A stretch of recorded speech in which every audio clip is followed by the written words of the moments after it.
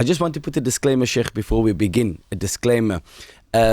So we hear from some people think, because I speak to people during the week and they say to me, you should have asked Shaykh this question, you should have asked Shaykh that question. And I want to remind everybody that this is just a teaser, this is just a taste of what is available in the books that Shaykh has written. And if you want to follow more, then follow Shaykh on his program where he is. He'll be in Cape Town till the end of the month, and then he'll be moving on to Durban, and then for Ramadan to Pretoria, inshallah. So I know you expect a lot more sitting in your home, but please do make the effort to come out, buy the books, and follow Shaykh where he is if you want more information on the topic. The other thing is, our purpose is to educate the public, not to be controversial and not to stir up emotions where we are looking for listenership or views and whatever the case is. So we want you to listen to it with an open mind and take as much of it as possible from Shaykh, inshallah, and do follow him when these topics get your interest. Assalamu alaikum wa rahmatullahi wa barakatuh, Shaykh. Wa alaikum assalam wa rahmatullahi wa barakatuh.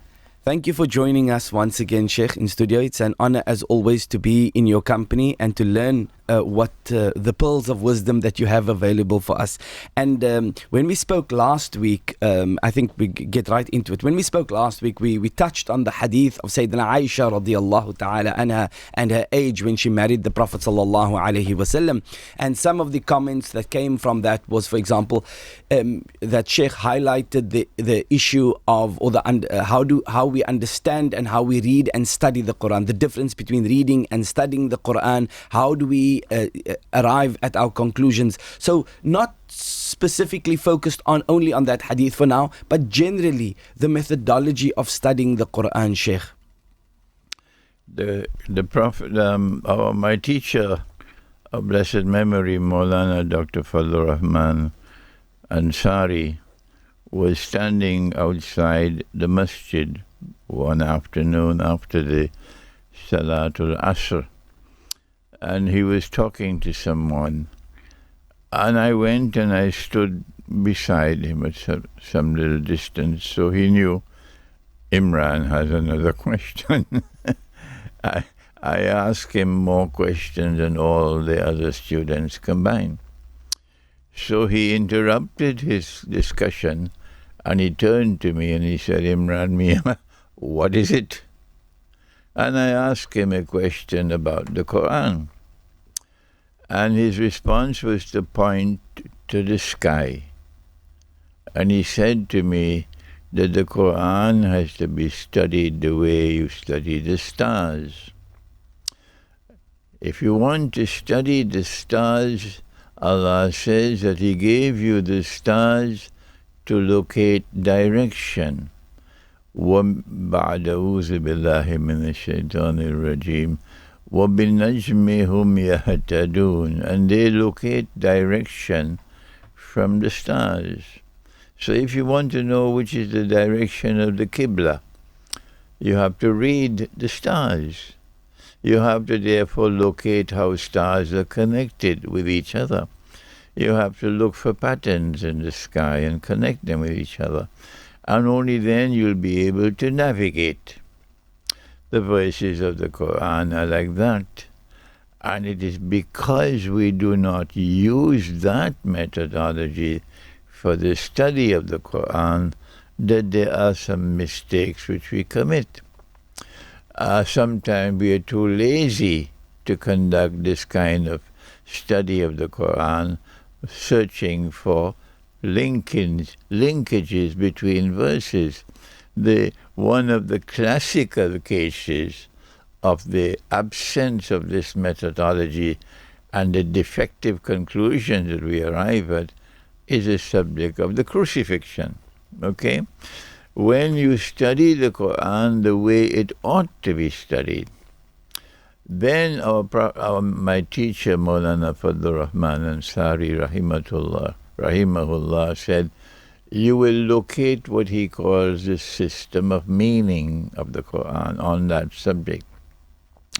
Only then do you turn to the Hadith. And when you do that, then he says, if a Hadith is in harmony with the Qur'an, you accept it. But what happens when a hadith is in conflict with the Qur'an? No, says the critic, that's not possible. Once a hadith is in Sahih Bukhari or Sahih Muslim, it has a status equal to the Qur'an, which is a monstrous lie. It's absolutely and totally false. No hadith, none, ever has the status of the Qur'an. The Qur'an is absolute truth, absolute truth. Whether you are comfortable with it or you're not, whether you are in agreement with it, you are not, it is the truth. You have to submit to it. No hadith is like that. And so it is because this defective methodology, we are incapable of even recognizing a hadith which is in conflict with the Qur'an. And when a hadith is in conflict with the Qur'an, it is the Qur'an which must prevail. And if you adopt this methodology, you'll see how the overwhelming majority of us have been misled and have gone misguided on the subject of the crucifixion. Shaykh, to understand that, throughout one's life, their ability to understand and comprehend certain ideas and notions evolve. So later on in life, perhaps we understand more than we did when we were younger. So is it possible that someone young reads the Qur'an and Hadith, finds a difference because of their lack of understanding of a Hadith, and later on in life comes to understand that there actually is a synchronization between what is in Hadith and Qur'an, but the way they understood it when they were younger, they could not see the harmony, they saw the contradiction? Yes, I will give you an example of such a person. His name is Imran Hosein. And Imran was 17 years of age, a green banana. And I studied the subject that Allah ordered the angels to make prostration before Adam alayhi salam, and they all did except Iblis. So I came to the conclusion, because I was using wrong methodology, that since the angels were ordered to prostrate, and they all did except him, Iblis has to be an angel. That's right. I came to that conclusion at the age of 17. But then afterwards, when I began to study the Qur'an the way the Qur'an ought to be studied, I found to my surprise, oh, wait a minute. The Qur'an says that angels have no option. Once Allah gives an order, an angel must obey. But he disobeyed, so he couldn't be an angel. And then in Surah Al-Kahf, وَكَانَ مِنَ الْجِنِّ. So Imran is an example of someone who used wrong methodology when he was a green banana, and later on in life he realized that he was wrong. And when you use the correct methodology, then you no longer make such mistakes. So coming to the issue of Hadith in Qur'an, can we say, for the listeners out there, that if you find a Hadith that is in contradiction with the Qur'an, don't put the Hadith one side. No, don't throw it out, put it one side, and perhaps later on in life, when you've understood the Qur'an properly and studied the Qur'an properly, perhaps the Hadith at a later stage will make more sense to you. Whenever there is even the appearance of a conflict with the Qur'an, with the Hadith, with the Quran, whenever there is even the appearance of a conflict, stay with the Qur'an. Don't stay with the Hadith. Yes. But they don't do that. I just said to you, this is the monstrous mistake which is made. Yes. And is being perpetuated generation after generation. Once a hadith is in Sahih Bukhari or Sahih Muslim, it is not only a Sahih hadith, it has a status equal to the Qur'an, and that is a monstrous lie. We have to destroy that lie. No hadith has the status of being equal to the Qur'an, and Allah sent the Qur'an as Al-Furqan, that which distinguishes between truth and falsehood. And Maulana Ansari says it is the function of the Qur'an to sit in judgment over the Hadith.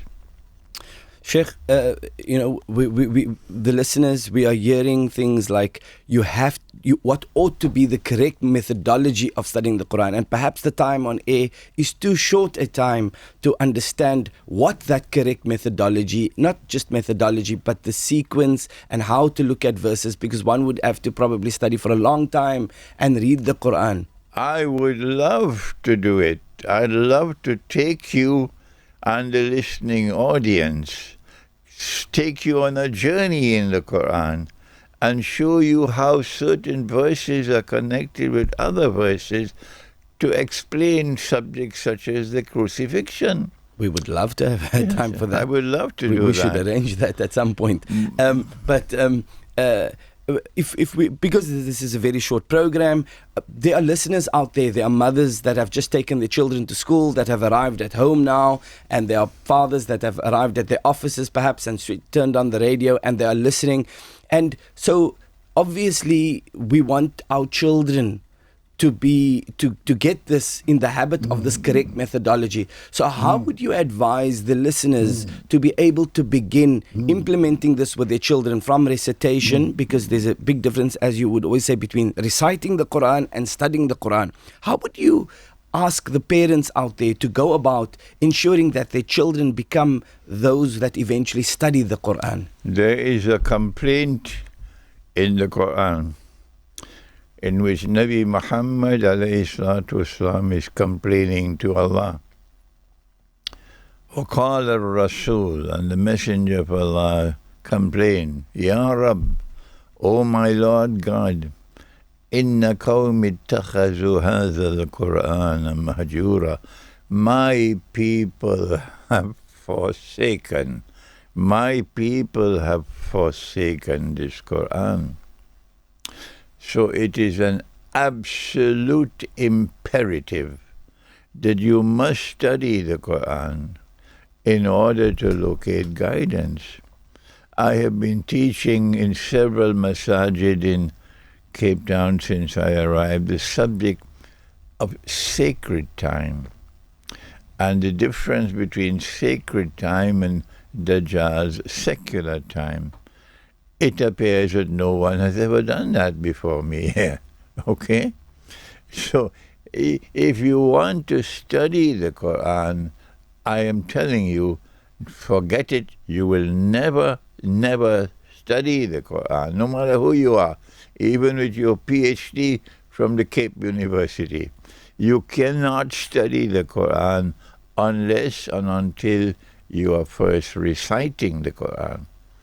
Reading and reciting are two different things. 99 out of every 100 people use the word read the Qur'an. But may I remind Cape Town, people normally read with their eyes, not with their nose or with their mouth. People read with their eyes. And recitation is not done other than with the mouth, with the tongue. So recitation and reading are two different things, okay?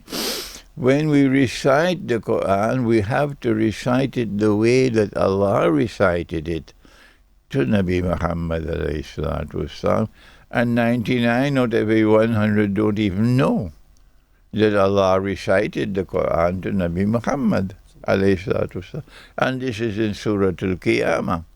And having recited the Qur'an to Nabi Muhammad alayhi salatu wasalam, Allah then said, you must follow that way of recitation. It is in the Quran, but nobody is teaching it. And so not only must you recite the Quran, but you must do it the way Allah did it, with correct methodology for recitation. Only after Allah had taught him to recite the Quran, only then did Allah teach him the meaning of the Qur'an. So recitation comes first and study comes second. So our children must be brought up. At the age of 7, a child should be able to recite from any part of the Qur'an correctly. And by the age of 10, that child should be reciting the correct juz. The Indians call it sipara. Yes. The Arabs say juz.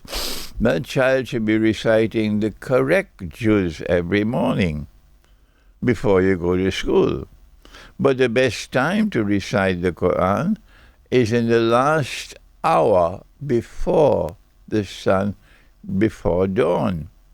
That last hour, nobody in Medina is asleep. None. Everybody up and reciting the Qur'an. So if children cannot do that, then they do it before they go to school.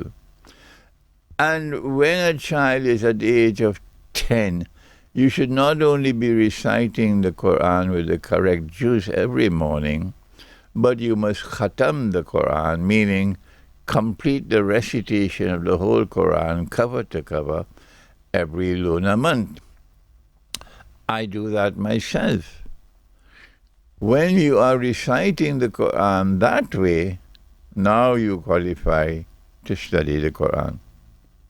Okay, so for the parents out there, we because we are far from this. We are far from waking up that early in the morning. We are far from making the Quran we read little bits and pieces from the Quran here and there, and we expect to have an understanding. And as Shaykh is clearly saying, you will not get the ability to understand the proper methodology of the Quran unless you have made it a habit to recite the Quran daily and try to complete it in a month. And Shaykh, that recitation in a month, does it happen when we recite it? Because I've listened to your talks on the topic before, and the impression sometimes is that when you complete it in a Quran, that the way you recite the Quran in 1 month, a separate time should be allocated for study after recitation, because as you say... No. First achieve this goal before you start to study. Let me repeat it for those who are not listening properly. Make sure you first establish the habit of reciting the Quran every morning, and you are reciting the correct juz. You're not making mistakes. A mistake which everybody makes is they will recite from Surah Al-Fatiha and then Surah Al-Baqarah until verse 141. And you stop. That's enough for today. And then tomorrow you start from 141 and go on to 252. Allah is going to question you for that nonsense on Judgment Day.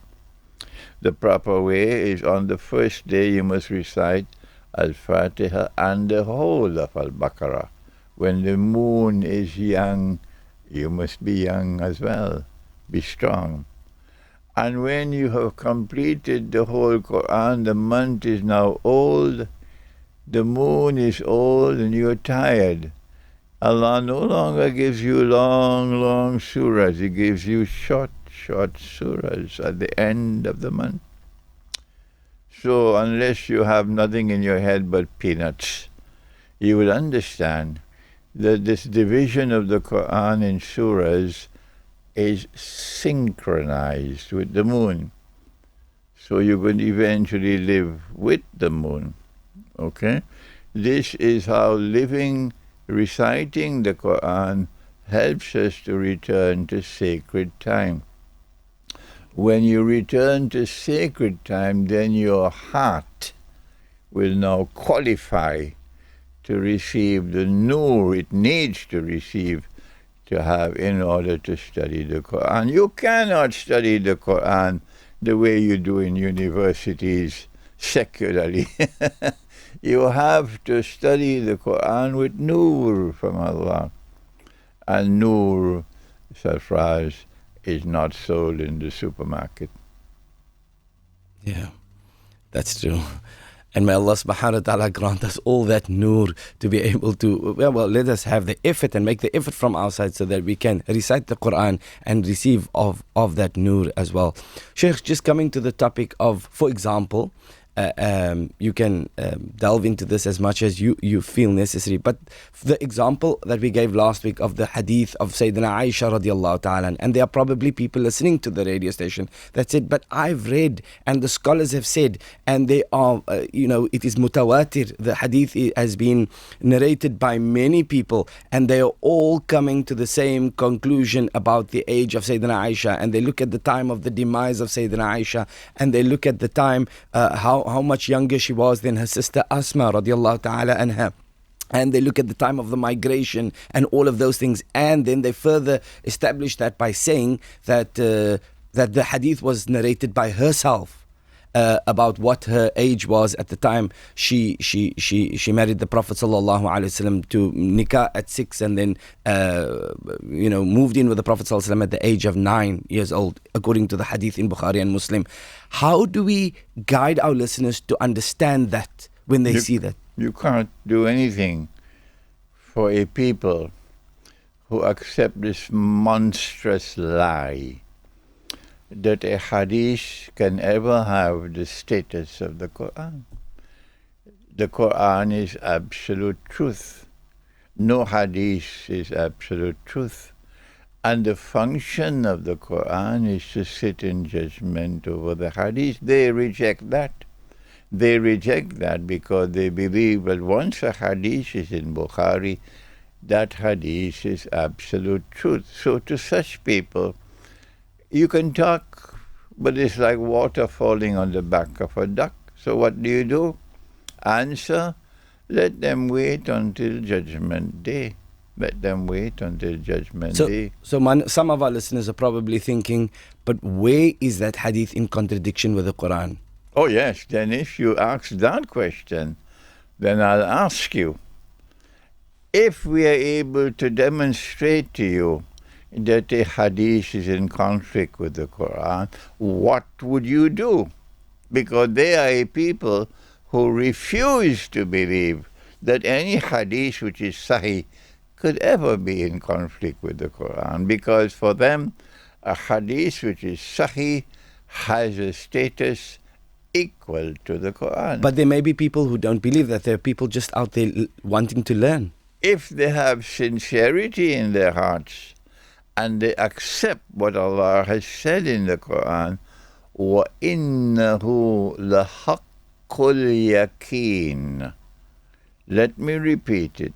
وَإِنَّهُ لَحَقُّ الْيَقِينِ.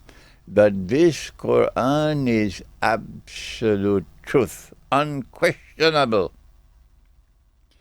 If you accept that, then no hadith has that status. But it is almost impossible to get these people to accept that no hadith can have the status of the Qur'an. Impossible. So when you attempt now to demonstrate to them that this hadith is in conflict with the Qur'an, a shaitan will give them 100,000 different arguments. You're wasting your time with them. But those who have sincerity in their heart, from the time they hear what is in the Qur'an, they question it. They don't question it, no. As soon as they hear what is in the Qur'an, they submit to the word of Allah.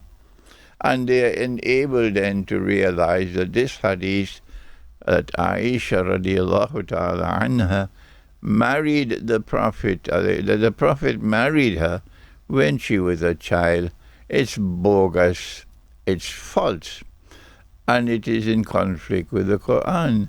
And when I teach that, they shut the doors of the masjid on me, because this methodology of mine is causing their world of knowledge to collapse. Sarfraz is like the sky falling down. So Shaykh, let's assume that someone is willing, that they're learning now, they're listening to your talk now, and they're saying to themselves, well, I agree with Sheikh Imran. I think that the Qur'an, I know that the Qur'an, I've been taught that the Qur'an is my primary source of knowledge and information, and any and every other kind of knowledge that comes after that is subject to the Qur'an. My knowledge, my explanation of the subject has to be circumspect in a radio program, because we're dealing with territory which is very touchy. Yes. All right? We're dealing with territory which is very touchy, so I have to be circumspect in my language in a public talk. Oh. But the Qur'an is clear that a girl cannot be married until she's reached the age of puberty. The Qur'an is clear. A girl reaches the age of puberty when she can become a mother, not before. But the Qur'an also asks, in addition to puberty, that she should have something called rushd. Rushd is a measure of maturity. Dajjal says, you know Dajjal? Not personally. Yeah, Dajjal says that until she reaches the age of 18, she's still a child. And all the sheep and the cattle and the goats and the camels accept that, and they repeat it like parrots, that unless a girl reaches the age of 18, she's a child. But all through history, girls were married before they were 18. Yes, before they were 18. My mother was married before she was 18. And those marriages were successful marriages. And your marriages, yours now, when they are 20 and 22, are all ending in divorces, and you have the impotence to come and argue with me? Huh? Go back to school. So the Qur'an does not allow marriage until a girl has reached the age of puberty, and she, in addition to that, she has a measure of rushd. There are several verses of the Qur'an to support this. Okay, and I suppose that those who want to, because we only have about 7 minutes left of the program, and those, I think there are many listeners out there that want to engage with this topic. Go and listen to Sheikh Imran, watch his videos online, get his books, and don't take things in isolation, because there are many snippets that come from a little bit from there, a little bit from there, and then you make your own conclusion of what you think is being said. Study the topic, understand the topic, read the Qur'an regularly. Sheikh, with regards to the methodology of the Qur'an, is there any other advice that you have that you can give us? Just, we don't have a lot of time with you, and we don't have...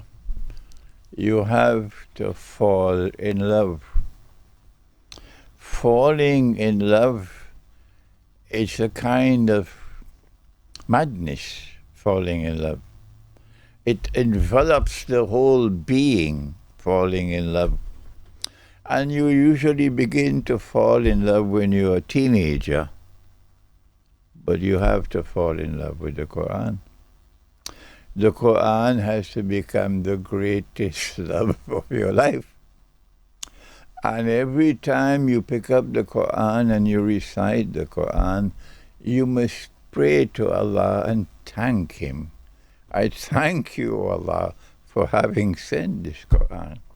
Show gratitude to Him. And He says, وَلَئِن شَكَرْتُمْ لَأَزِيدَنَّكُمْ. If you are grateful to me for what I have given you, I'll give you more. I'll give you more. So then you make a dua to Allah, kindly increase my knowledge of this Qur'an. You will fall in love with the Qur'an if you recite the Qur'an regularly every day. If a girl is 17 and she is on the streets bareheaded and she's wearing clothing which is meant to excite men, and she's swagging and trying to excite men, this is the modern girl. And you take that girl at 17, bareheaded in the streets, wearing revealing clothing, and you get her to submit to the Qur'an. And you get her to now recite the Qur'an every day. and you get her to fall in love with the Qur'an, surprise, you are on the right track. SubhanAllah, that is such a profound statement that even the time we have on the radio doesn't allow me to, because that is a topic that I want to, we so often consider ourselves, because we do things different to others, or what we would consider we have achieved a particular level, and then we speak to others from a self-righteous point of view, and we condemn others without realizing that with love of the Qur'an you can bring people closer to Allah subhanahu wa ta'ala. And just the example that you gave, Shaykh, of trying to help others and to work with others, to be able to get everybody to fall in love with the Qur'an and to make it part of who they are. Shaykh, it's been an absolute pleasure to have you with us in Cape Town. I will still have the opportunity to see you for a few more days. We make dua that Allah subhanahu wa ta'ala keep you with us for a very, very long time. We make dua that Allah subhanahu wa ta'ala keep you with us for a very long time. And before we make an announcement about some programs that Shaykh will be having, there's one particular program that I want to make mention. Shaykh, for the people of Cape Town listening to the radio station, we could speak on so many topics. Last week we touched on Yajuj and Majuj. This week we touched on a methodology. The week before we did an introduction. It's not enough time. But we don't know when we will have the privilege and honor of you visiting us, the shores of Cape Town again. What in the last 2-3 minutes can you share with us as an advice when you leave the people of Cape Town? I am disappointed. I have been visiting South Africa since 1987. 87, so 30-something years now. And I'm disappointed that every masjid I go to, I hardly see any white face, anyone. There is one white who's now attending my lectures, but he's not South African, he's from Switzerland. Yeah. So why have you not reached out, at least to the young whites whose hearts have not been corrupted by this racial superiority, this apartheid? Their hearts have not been corrupted by wealth, and they consider themselves to be the human beings, and the rest of the blacks are only slaves. They don't qualify as human beings. Why don't you reach out to the young ones? And if they don't take the Shahada and become Muslim, never mind. Your primary objective is to get them to show an interest in the truth and gently hold their hands and bring them to the truth. They can remain Christian. They can remain Christian and yet become our friends and allies, and will come to the masjid and attend lectures. But I'm not seeing that happening, and I'm disappointed. Okay, so your message then to our listeners is to try and do more effort in not da'wah to bring people to be Muslim, but da'wah towards truth. Invite people towards truth. If you have the knowledge and you've learnt and you've got an understanding, invite people to the truth. So Shaykh, thank you for that, Shaykh. I just want to make the announcement that Shaykh Imran Nazar Hosein on Thursday the 23rd of Rajab and corresponding with the 23rd of January, there will be a special ladies program that will start at 7 o'clock at the Tsiba Business School Hall at 51 Old Mill Road in Dabeni, and the topic that will be discussed there is the role of mothers in ensuring the children recite the Qur'an and the discussion on the Hadith of maintenance of women in the last age. So we want our mothers, our sisters, those females listening to the program to please attend, because this is something, as Shaykh would normally say, the greatest gift you could give your children is the ability to read and understand and recite the Qur'an so that they can benefit the future of our society and of our community. Jazakumullah khair, Shaykh, for your time. Wassalamu alaikum wa rahmatullahi wa barakatuh. Wa alaikum assalam wa rahmatullahi wa barakatuh.